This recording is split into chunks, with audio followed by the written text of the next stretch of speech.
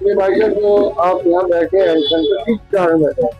ये जो हमारे यहाँ 661 पर कार्रवाई की गई है, उसको हमें आश्वासन दिया गया था कि केवल ये कार्रवाई 661 पर होगी, लेकिन उसके तुरंत बाद इन्होंने 31 दुकानदारों को और नोटिस दिया है कि उनका भी ध्वस्तीकरण करेंगे।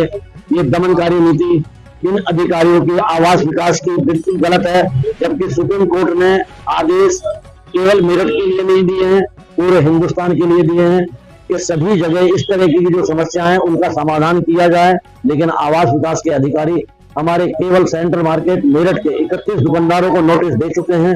उसके अलावा 1480 दुकानदारों को और नोटिस पहले दे चुके हैं।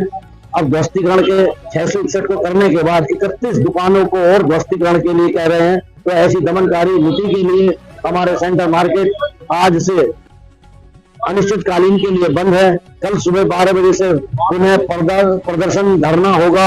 हम लोग सभी व्यापारी भाई काली पट्टी बांधकर हम इस आवास विकास की दमनकारी नीति के विरोध में एकजुटता का प्रतीक दे रहे हैं। कल से पूरे सेंट्रल मार्केट में पूरे संपूर्ण मेरठ के व्यापारी इकट्ठा होंगे और इस आवास विकास की दमनकारी नीति चली आ रही है, केवल सेंट्रल मार्केट को उजाड़ने में जो इनकी वो चली आ रही है, उसमें एक अधिकारी जो सबसे ज्यादा इस चीज पर रुचि ले रहा है कि सेंट्रल मार्केट को उजाड़ा जाए। हमें तो लगता है कि एक ऐसी साजिश है कि भाजपा को बदनाम करने की भी साजिश लग रही है। वो अधिकारी एक समुदाय विशेष से आता है और वो जब आता है आक्रमणकारी नीति अपनाता है, तो ऐसे अधिकारियों को हटाने के लिए आगे हमारे व्यापारियों पर कोई कार्रवाई ना हो, उसके लिए हम धरना प्रदर्शन जारी रखेंगे। कब तक चलेगा धरना? अनिश्चितकालीन है। पार्टी जिले का कार्यकर्ता हूँ।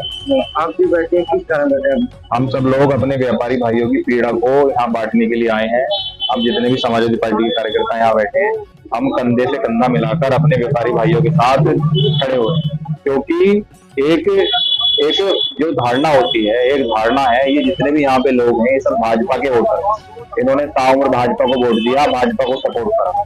लेकिन भाजपा ने जो सत्ताधारी दल है इस प्रदेश की सरकार में जो आसीन है, क्या उन्होंने इनके लिए सुप्रीम कोर्ट के समक्ष अपना कुछ पक्ष रखा? क्या उन्होंने इनकी पैरवी सुप्रीम कोर्ट के अंदर करी? इसकी ये सवाल, बड़ा सवाल मैं इस सरकार से पूछना चाहता हूँ। उन्होंने कोई भी ऐसा पक्ष, कोई भी ऐसा साक्ष्य इन लोगों के प्रति संवेदना अपनी सुप्रीम कोर्ट में ना रखी, ना जो भी भाजपा के जनप्रतिनिधि, ना वो यहाँ आके एक बार भी इनके बीच बैठे हैं, इनका दर्द बांटा है। क्या कोई भवन या किसी का भी भवन तोड़ना, किसी की भी मार्केट तोड़ना इतनी आम बात है? जिसने पूरा अपना जीवन लगा के, जिसने पूरा अपना कई परिवारों को लगा के खपा के अपना व्यापार खड़ा करा, आपने एक झटके में आके उसे डिमोलिश कर दिया। मैं मानता हूँ सुप्रीम कोर्ट का आदेश है, लेकिन सरकार अगर चाहती तो सुप्रीम कोर्ट के समक्ष इन सबका पक्ष रख सकती, लेकिन ऐसा कुछ नहीं हुआ। सारे व्यापारियों में रोष है और व्यापारियों ने ठाना है आगे से कि हम उस पार्टी को, उस सत्ताधारी दल को अब दरकिनार करते हैं। हम उसके साथ नहीं है जो हमारे साथ नहीं हुआ।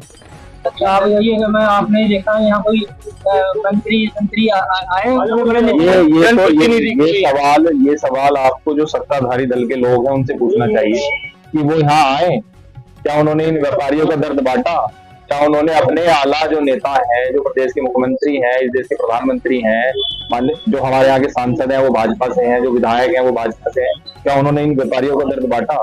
क्या उन्होंने देखा आके कि जो इन्होंने अपनी सारे जीवन की पूंजी यहाँ लगा रखी है उसको एक झटके में जिम्मेदार कर दिया गया, एक झटके में ढा दिया गया? एक बात और कहना चाहता हूँ, हमारी पार्टी समाजवादी पार्टी और माननीय अखिलेश यादव, हम इस बुलडोजर कल्चर के सख्त खिलाफ हैं। हम नहीं चाहते कि किसी के जमे जमाए कारोबार पे या किसी भी ऐसे व्यक्ति के ऊपर बुलडोजर चले। अगर किसी ने गलत करा है तो उस एक व्यक्ति की सजा उसका पूरा परिवार थोड़ी ना भुगतेगा। आप पूरे परिवार में बुलडोजर चला देंगे? तो इन सब बातों के हम लोग सख्त खिलाफ हैं और हम इन व्यापारियों के साथ कंधे से कंधा मिलाकर खड़े हैं और अंतिम दम तक खड़े रहें।